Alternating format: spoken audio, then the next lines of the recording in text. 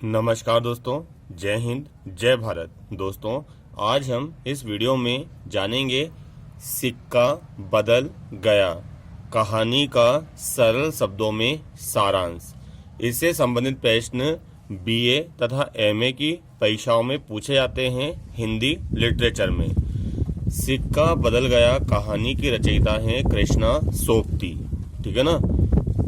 तो हम देखते हैं इस कहानी का सारांश।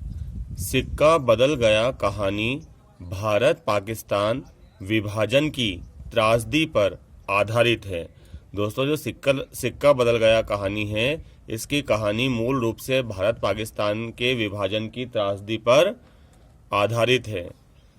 लेखिका कृष्णा सोपती का जन्म अविभाजित भारत में हुआ था। यानी जब उनका जन्म हुआ था तब भारत और पाकिस्तान के टुकड़े नहीं हुए थे। अतः उन्होंने विभाजन का दंश भली भांति झेला है, वह अपनी आंखों से देखा भी है।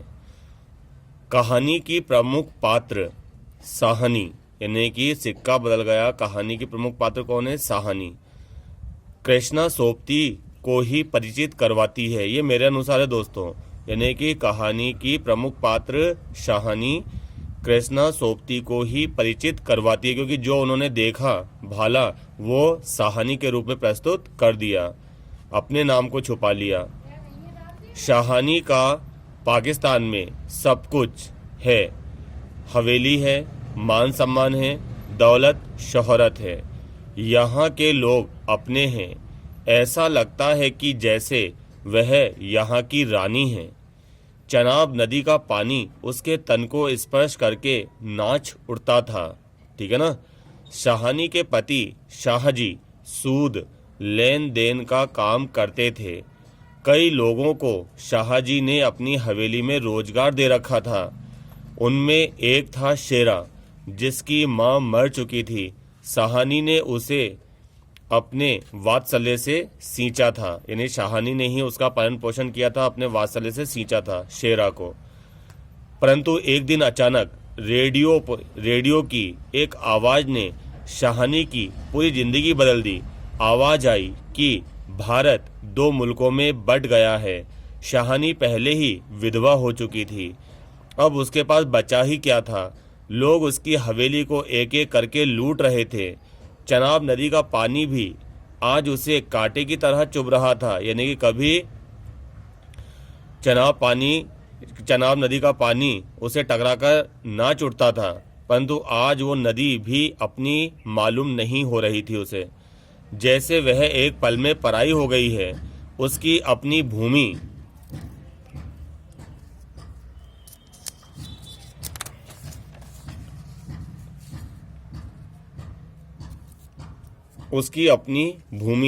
ओझल हो गई है। जिन लोगों को वह अपना समझती थी, वे लोग आज उसका शोषण करने को आमादा हैं। कहानी अपनी कथा में बताती है कि सत्ता परिवर्तन मानव को नहीं देखता है तो केवल सिक्के को। इन सिक्के जानते हो ना, पैसा। इन सिक्कों की चमक में अपनत्व की भावना भी मर जाती है, जैसे पाकिस्तान और भारत के लोगों की मर गई थी। जैसे कहानी में थानेदार दाऊद खां, शेरा, बेगू पटवारी और मुल्ला इस्माइल की भावना मर गई। शेरा तो कहता है, यानी शेरा जिसका पालन पोषण साहनी ने किया है, तो शेरा तो कहता है कि आप यहाँ से शीघ्र चले जाएं, अब यहाँ कुछ नहीं हो सकता, क्योंकि राज पलट गया है और सिक्का बदल गया है। ट्रक खड़े हैं, जल्दी निकल जाइए। शाहानी शेरा की बातें सुनकर भी, उसका उखड़ा व्यवहार देखकर भी कहती है और आशीर्वाद देती है, रब तुम्हें सलामत रखे बच्चा, खुशियां बख्शे। लेखिका बताना चाहती है कि वक्त बदल जाने पर लोग कैसे बदल जाते हैं। लोग कितने स्वार्थी और कितने मतलबी हो जाते हैं। लोग माँ बाप, रिश्ते नातों सबको ताक पर रख देते हैं। महत्व देते हैं तो बस सिर्फ खनकते सिक्कों को, क्योंकि देश के विभाजित होने पर धर्म का आधिपत्य हो जाता है, मानवता परे हो जाती है, जैसे भारत और पाकिस्तान के विभाजन पर हुआ।